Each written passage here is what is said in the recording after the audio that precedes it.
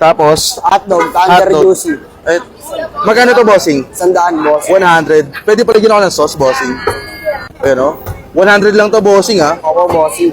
Bossing, saan nila kayo matatagpuan at anong oras kayo nag-open? Dito lang kami sa Estero Sigado, bossing, tapat ng baga ng mama mo. Anong oras? 1 po kami nagbubukas, bossing, hanggang gabi.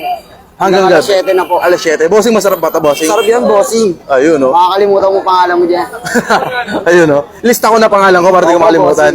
Ay, mga insan, ito na nga yung isa ata sa pinakasulit na barbecue or ihaw-ihaw dito sa Quiapo. Ito yung smokeless barbecue dito na for only 100 pesos, may 3 piraso ka na dyan, tapos may rice na yan. So, tara, tikman natin. Tapos meron pa daw yung special sauce. Tikman natin yan.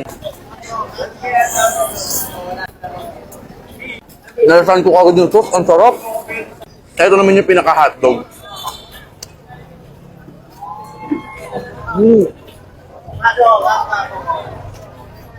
Pinagpapasarap dito yung pinaka-hotdog niya talaga. Sarap ay yung pinaka-ano, sauce. Sarap.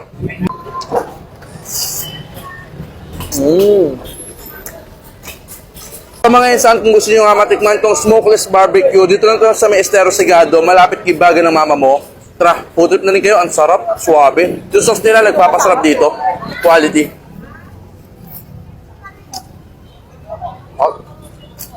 Try nyo na.